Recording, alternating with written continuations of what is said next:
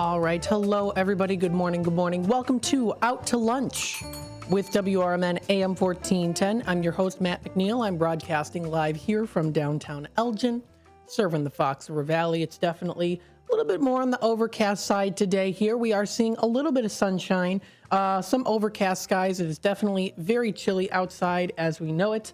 The roads are starting to look a little bit clearer, though, so that's pretty nice, but it is definitely very cold outside. So, of course, make sure that you are prepared. And again, you're listening to WRMN AM 1410. We're broadcasting live here from downtown Elgin, serving the Fox River Valley. We, of course, love to keep you up to date and in the loop on what's happening here in the Fox River Valley and what's going on here also on WRMN.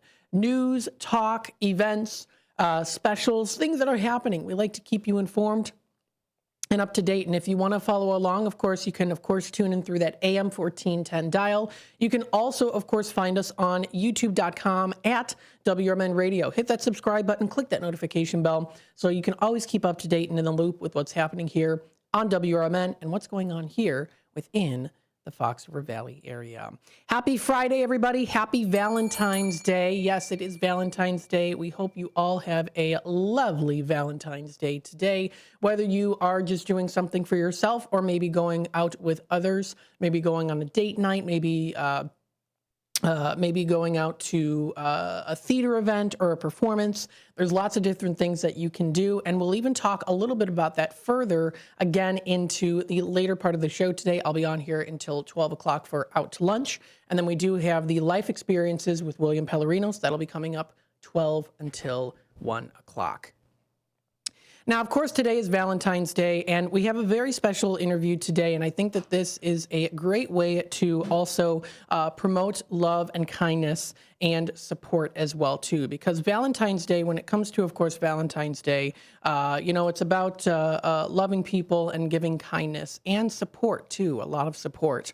And of course, it not just applies here in America, it also applies around the world, too, especially for situations that are not good.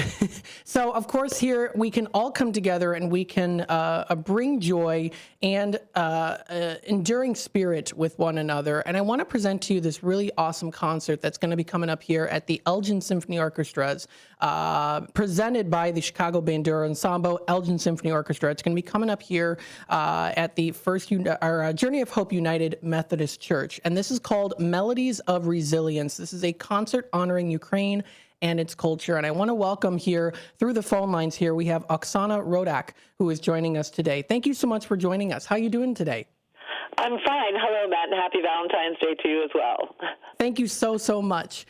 We want to talk a little bit about this program information that's presented by the Elgin Symphony Orchestra and the Chicago Bandura Ensemble. So tell us a little bit about yourself and how you got involved. Well, once again, my name is Oksana, and I've been playing Bandura probably since I was 8 or 9 years old, for a very, very long time.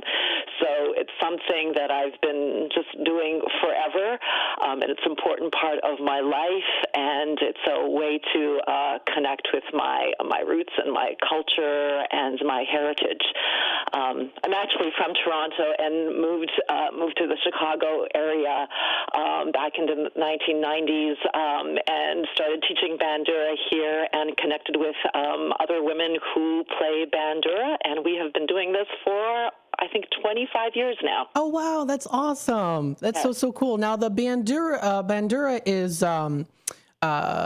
it's an instrument. It most deeply resonates with the voice and soul of Ukraine, too. And you said you've been playing for a long time. Yes. So that's very, very cool. And it's definitely a way to reflect that history there, too. So tell us a little bit about this concert and what it really does, of course, mean to you as well, too, especially personally, and why it's important to honor Ukraine throughout this, through music. Mm-hmm. Well, the full-scale invasion has been going on for 3 years, the war for 11 years, but Ukraine's struggle for its identity and independence really is hundreds of years old, probably from the 17th century. So it's by connecting to the music, it really is just a form of showing your strength with Ukraine. The music shows resistance against oppression. Ever since Ukraine was part of the Russian Empire or during the Soviet Union, the language was banned. The Ukrainian language was banned. Ukrainian books could not be published. Performances in Ukrainian could not happen. The culture was suppressed. Poets, writers, artists, all the intellectuals were sent to prisons, murdered. They were killed. They were executed. So by the very fact that we are singing songs in Ukrainian and performing Ukrainian music is really an act of strength, an act of solidarity with Ukraine. It's a way to honor Ukraine, to celebrate Ukraine, to preserve the culture and the heritage. But I think most importantly is really, with what is going on now, to keep the spirit alive. That's what we really would like to do. Absolutely. I mean, it is so important to do that too. And even just hearing your voice and reading about this upcoming concert, I definitely I feel the strength. And I think that is that's very powerful. So I commemorate you and everyone for doing that too, because it's a hard time, and sometimes you can feel like, oh, is this going to end? I mean, do you have family in Ukraine, correct? We do. We have family. I have family in Ukraine. All of our members of our ensembles have family in Ukraine. Some are on the front lines. And all of them are helping. So this is a very, very personal for us, yes. Absolutely. Tell us a little bit about what has been the most emotional or powerful moment for you in preparing for this performance. Maybe not just also you, but others that you have also been performing with as well, working hard to get this concert. Well, I think the very fact that this concert is taking place through the Elgin Symphony Orchestra is really very important and just quite incredible that it's happening through the orchestra. So I really need to thank the ESO for making this happen, and particularly their CEO, Mr. Mark Thayer, who has made this all kind of come together. All of our members are just very grateful that this is happening and that we are allowed to. It was giving us a platform and a stage to perform to people who probably would not normally encounter the Bandura.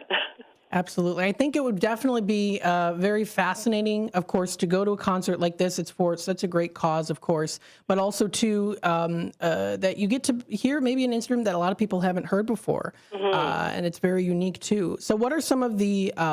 So, are the styles of songs? What would you say the style of those songs are? Are there kind of a mixture of different styles, or is it all tied in within the culture? Well, it's all tied into the Ukrainian culture, except for one.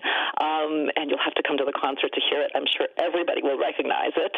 But probably the most unique thing about our group is that all of our members, we all play the bandura, and we also all sing as well. So you'll hear both instrumental works just that feature the instrument, as well as works on the bandura that are accompanied by the bandura as well. So we'll be performing Ukrainian folk songs. We have some classical works, a prayer for Ukraine, a prayer that expresses the idea for safe skies in Ukraine. We have a Crimean folk song that we'll be performing. We'll actually even be collaborating with a flute player who's coming to play with us. And there'll be also an opportunity for some audience participation. We hope to teach the Ukrainian folk songs to the people that are coming to the audience, so they can really experience firsthand the music and the language. I love that you have, of course, the concert, but also the audience participation really helps to just magnify the experience and to just make it so beautiful too. So I'm really glad that you have this opportunity, and we have the opportunity too to be a part of it. And the instrument has over 50 strings. So you'll just able to see how it's played, because that's a lot of strings. Yes. Very cool. And it's a large instrument too. So how is it that you prepare yourself to, so there's different tuning, I'm sure, right, when it comes to the bandura as well? Well, our instruments are tuned chromatically, just like on a piano. So, yes. Very cool. Very cool. So with that being said here too, tell us a little bit on how people can find more information, ticket information and program information. Well, all the information is on the ESO website, which is elginsymphony.org. Very cool. And then how can people find more information about the Chicago Bandura Ensemble?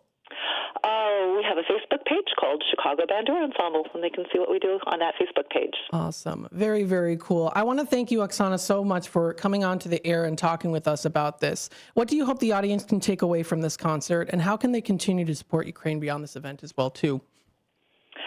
Well, I hope that, I certainly hope they will enjoy the performance. That is our main goal.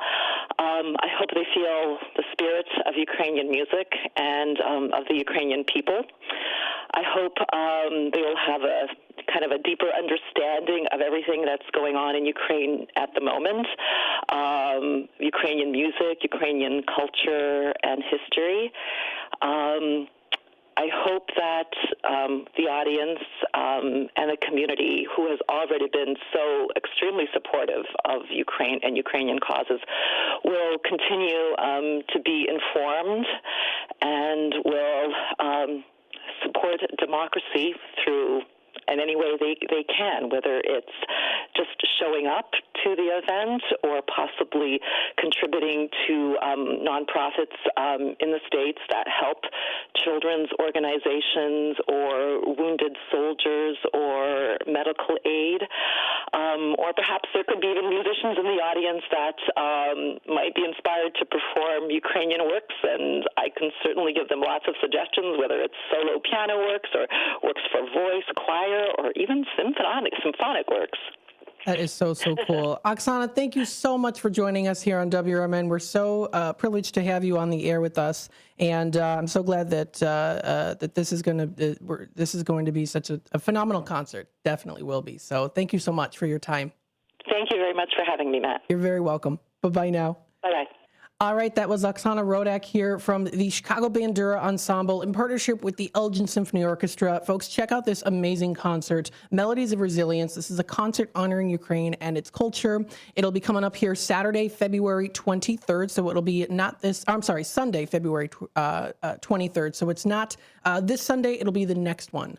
And it's going to be at the Journey of Hope United Methodist Church. They're located at 37W040 West Highland Avenue in Elgin. Tickets are general admission. The prices for adults are $20, and then student tickets are $5. You can also learn a little bit more information about the Chicago Bandura Ensemble by visiting the elginsymphony.org website, or also visit their Facebook page. That is Chicago Bandura Ensemble.